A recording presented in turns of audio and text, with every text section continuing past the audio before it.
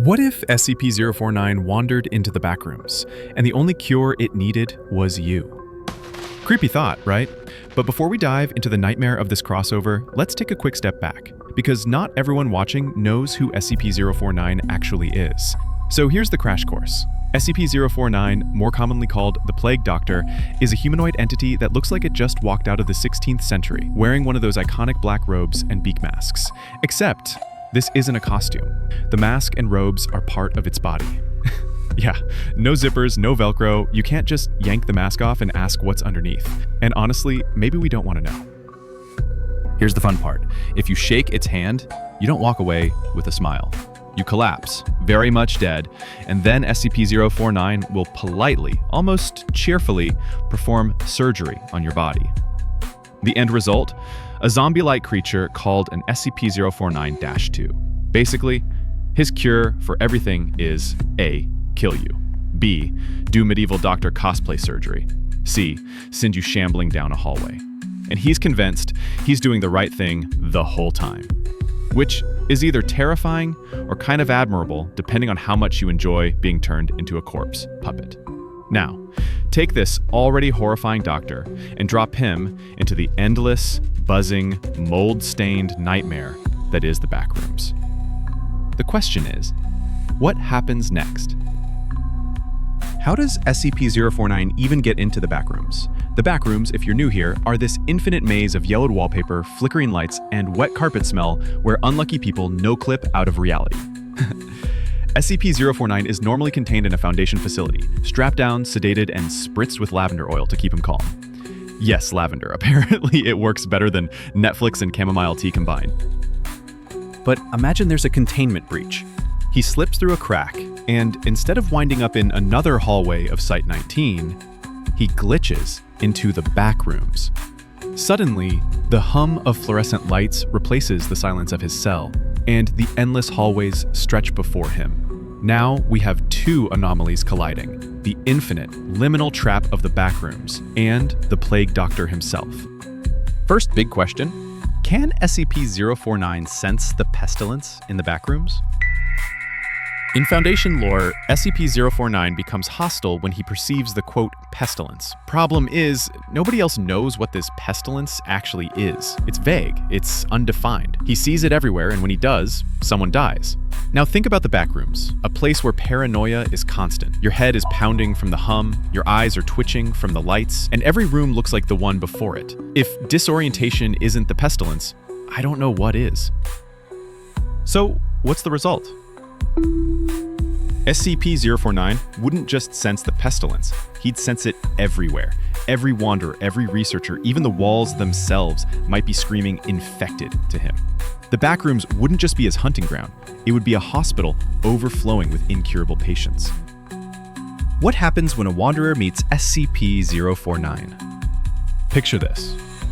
A lone wanderer, phone camera trembling, walks through the buzzing corridors. They turn a corner and see him. A tall figure in black, with that eerie bird-like mask, standing perfectly still. The wanderer freezes. For a second they think, oh hey, a cosplayer, cool mask. But then SCP-049 starts walking forward. Calm, deliberate, and in that cold, formal voice, he says, "You are ill. Do not be afraid. I will cure you." By the time the wanderer realizes this is no role player, it's too late. One touch lights out, and suddenly, they're being cured on the moldy carpet. Soon enough, they're shambling down the next corridor as one of SCP-049's zombie-like creations, looking for their next unfortunate friend. And the most horrifying part? In the endless maze of the Backrooms, these creations don't just disappear. They multiply. They linger. Imagine turning a corner, only to find a group of them, silent, staggering, all staring straight at you. Ugh. What about researchers? Do they stand a chance? Some backroom stories talk about organized teams, the explorers, the archivists, the ones mapping the halls. Imagine one of these teams stumbling upon SCP-049. They've got flashlights, cameras, maybe even makeshift weapons, but against him, not much help. See, SCP-049 isn't fast. He's not a sprinter, but he doesn't need to be. The backrooms themselves slow you down. Endless dead ends, looping hallways, the sense you've been walking for hours but haven't gone anywhere.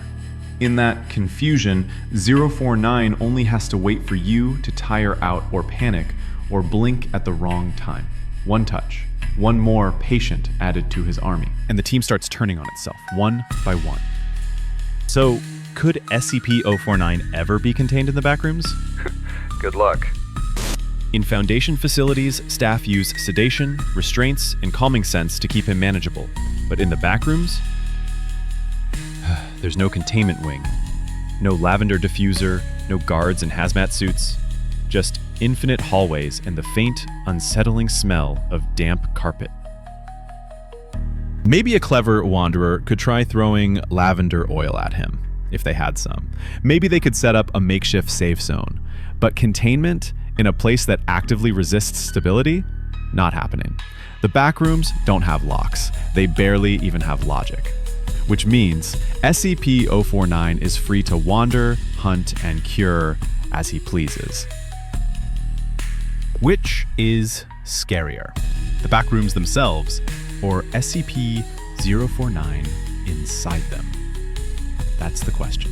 The backrooms on their own are a nightmare. Paranoia, endless space, entities lurking in the distance. SCP-049 is already terrifying in our world. But when you combine them, you get an environment that hides him perfectly, with an endless supply of patience. Imagine hearing slow, echoing footsteps behind you. Are they another wanderer, an entity, or the plague doctor, calmly following you through the dark? Let's raise the stakes with other SCPs in the backrooms. SCP-049 isn't the only nightmare we could throw in there. Let's spice things up with some other heavy hitters. SCP-173, the statue that only moves when unobserved. In a place with flickering lights, you'd never keep your eyes on it long enough. Blink and it snaps your neck. SCP-096, the Shy Guy. If you saw his face by accident while exploring, you're done for. He'd tear through walls, hallways, anything until you were gone. SCP-939, creatures that lure victims with human voices. In the echoing emptiness of the backrooms, their whispers would travel for miles. And here's the worst part. Imagine them together. A plague doctor building zombie hordes. A statue stalking you whenever your flashlight flickers. And a shy guy screaming through the halls. If the backrooms weren't inescapable before, they definitely would be then. But what if SCP-049 could actually cure the backrooms? Here's a funny twist. SCP-049 claims the pestilence is everywhere. What if he decided the backrooms themselves were diseased? Would he try to operate on the very structure of the rooms? Would he carve into the yellow wallpaper, convinced he could heal the space? Would he view entities like the Hound or Skin Stealer as fellow patients in need of surgery? The result could be horrifying, or who knows, maybe he'd actually succeed in changing the backrooms forever. Though, given his track record, the cure would probably look a lot like a bigger, deadlier nightmare. So, are you still wondering what exactly happens if SCP-049 disappears into the backrooms? Then you trip into an SCP-939 pack while trying to escape, only to find yourself face-to-face with 049 mapping your skull with a scalpel. Or if you want more twisted scenarios like SCP-1499, hit subscribe and let's survive, or not, together in the endless backrooms. Because remember, if the subscribe button were a safe exit, I'd light it with lavender and hope SCP-049 likes calm endings. And if your curiosity usually gets the better of you, check out my other videos on the lore behind the hazmat suits, why escaping the backrooms is dangerous, or take a stroll through the deadly, serene Gamma Garden. Thanks for watching, stay spooky comrades, and watch your step between the suspicious walls.